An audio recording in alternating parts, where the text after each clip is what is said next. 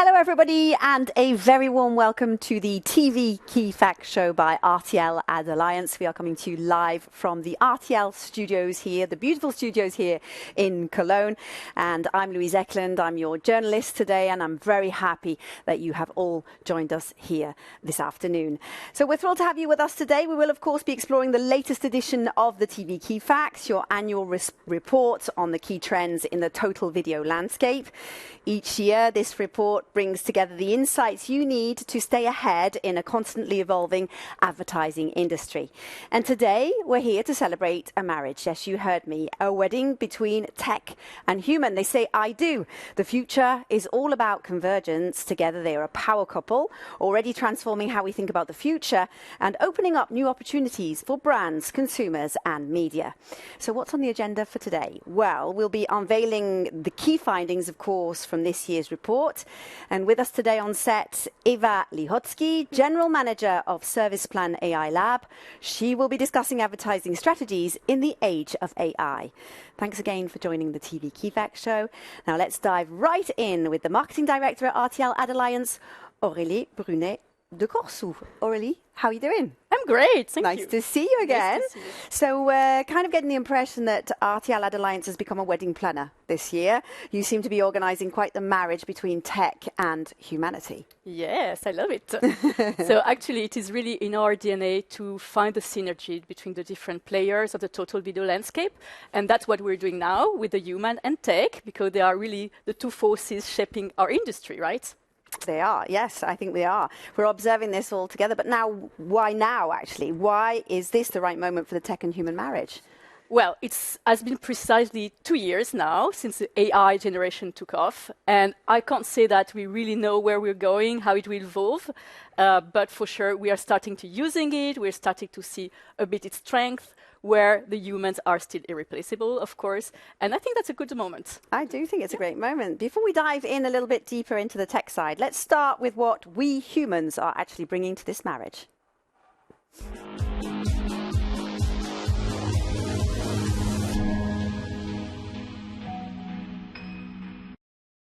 What actually makes us so vital in this union then?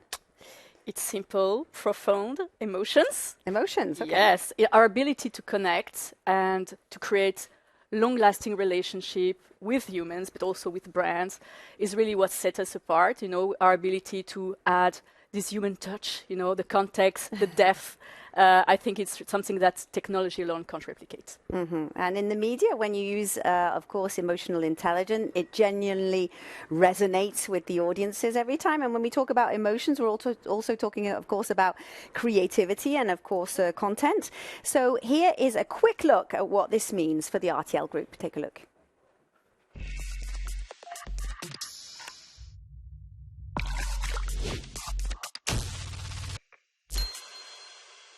I'm ready.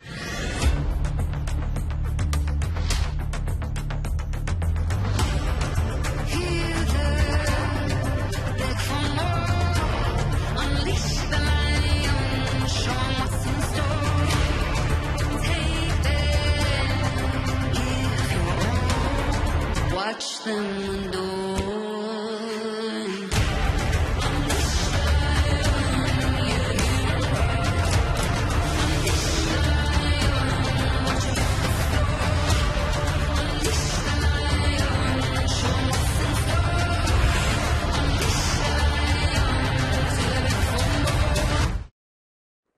So iconic. I think there you can really feel the emotion, the passion with this content. And when we talk about emotions, I think sports is really one of the key sources. It is, definitely. Yeah. So of course it's passion, it brings joy, it brings disillusion, but it's all emotion that unite us all. And I think that you've been very lucky recently. I have. You've been covering the Olympics in Paris. So tell us a bit about what it was. Well, it was an absolutely unique opportunity, of course, to work on the Olympic Games. I mean, I had the chance to work on London 2012 and Paris 2024. And I think one of the major things that sort of stood out to me was the fact that TV is extremely powerful, and this emotion that you're talking about really stands out when you see these athletes and their determination and the joy and the tears and the energy. So I think it's great for somebody like me who works in the business to really sort of feel the power of television at that point in time. Yeah, exactly. You are lucky. I was.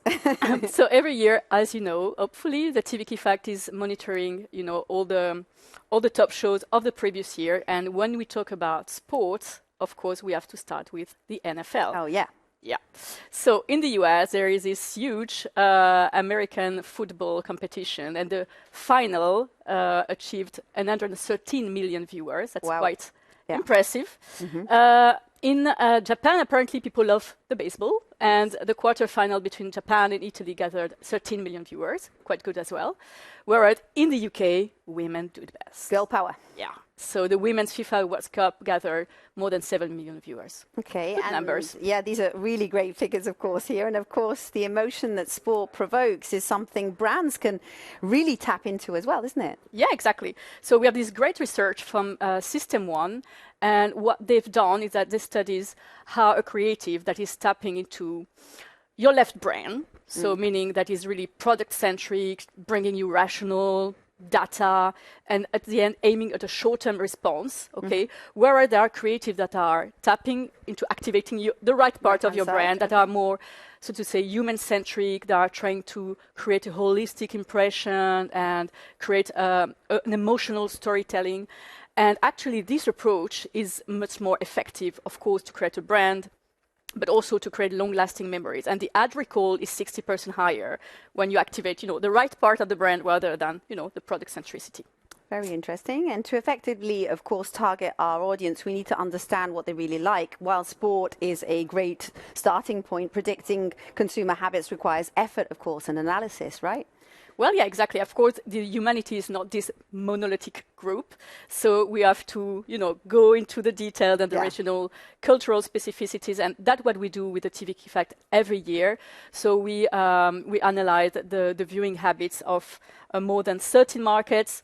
And I think it's quite good to have, all the details about the local specificities. So to start with, the TV consumption is very high. Here you have the numbers of the daily TV viewing of TV. So, but it's ranging from 1 hour and 37 minutes in Oceania to 3 hours and 33 minutes in Latin America. Okay. And also when you look at the top genre, so we look at, the number one in the rating, and most of the time it's local content. I mean, content tapping into local culture or, local events. And Gadar 2, the film in India, was number one. It's tackling the Indo-Pakistan war back in 1971. In Italy, again, the Italian Music Festival of Sanremo, a classic on Rai. We love it. Yes, we love it. Whereas in South Africa, it's Uzalo. It's a daily soap. It's the story of two dynasties, family, and it's a hit since years.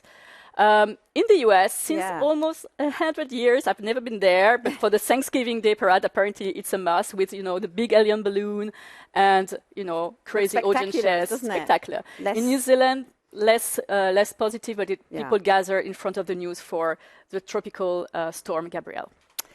Okay, so obviously looking at regions actually really simplifies things, but it's not that straightforward. I mean, relying only on European averages is not going to provide, of course, the full picture here. So what key differences should we actually consider then? Yeah, exactly. I mean, we know as European that, European is not a block, but it's hard sometimes to understand for brands that are coming out of Europe.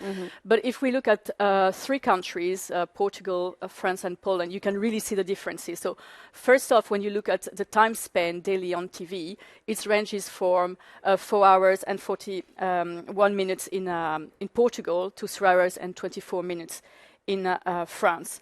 And also in terms of the genre that the people like to watch.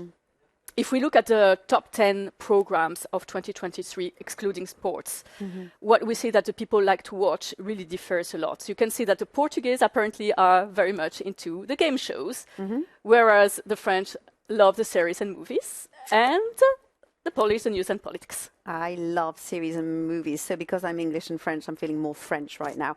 How do global industry players actually respond then to these unique specificities? Well, they clearly understood the need from local content. People want to watch, content they feel close to, and they understood it.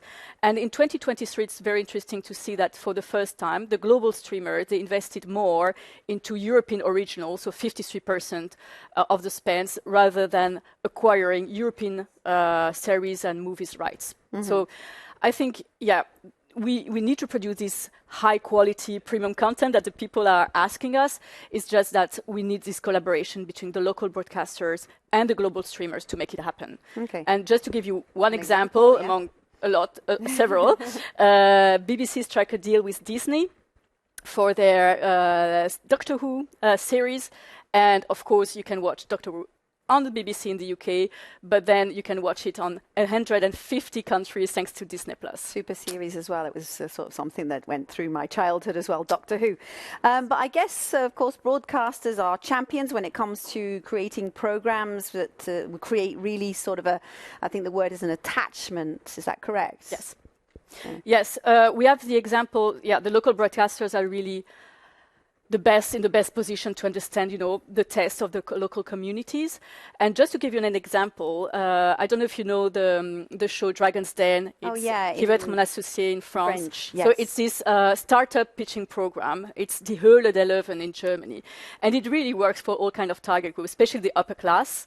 And it's quite impressive to see that 2.7 million upper class people, German, on average in 2024, would watch an episode of this show. So not bad, not bad. Thanks for these figures. And as it happens, we actually bumped into the host of this show, The Dragon's Den, here in the RTL offices. His name is Amiaz. Amiaz. And he explained to us how he managed to create a deeper connection with the audience over the years. Here, take a look.